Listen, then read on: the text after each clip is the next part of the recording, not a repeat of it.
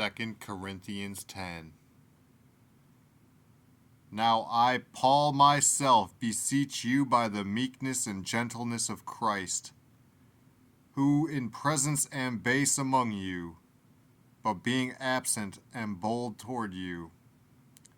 But I beseech you, that I may not be bold when I am present with that confidence, wherewith I think to be bold against some, which think of us as if we walked according to the flesh. For though we walk in the flesh, we do not war after the flesh. For the weapons of our warfare are not carnal, but mighty through God to the pulling down of strongholds, casting down imaginations, and every high thing that exalteth itself against the knowledge of God, and bringing into captivity every thought to the obedience of Christ, and having in a readiness to revenge all disobedience, when your obedience is fulfilled. Do ye look on things after the outward appearance? If any man trust to himself that he is Christ's, let him of himself think this again, that, as he is Christ's, even so are we Christ's.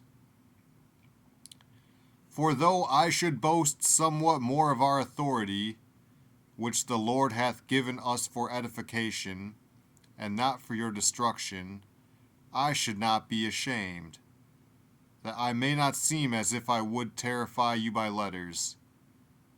For his letters, say they, are weighty and powerful, but his bodily presence is weak, and his speech contemptible.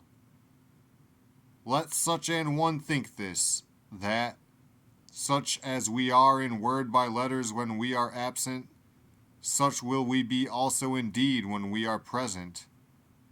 For we dare not make ourselves of the number, or compare ourselves with some that commend themselves. But they measuring themselves by themselves, and comparing themselves among themselves, are not wise. But we will not boast of things without our measure, but according to the measure of the rule which God hath distributed to us, a measure to reach even unto you. For we stretch not ourselves beyond our measure, as though we reached not unto you. For we are come as far as to you also in preaching the gospel of Christ, not boasting of things without our measure, that is, of other men's labors, but having hope, when your faith is increased, that we shall be enlarged by you according to our rule abundantly, to preach the gospel in the regions beyond you, and not to boast in another man's line of things made ready to our hand. But he that glorieth, let him glory in the Lord.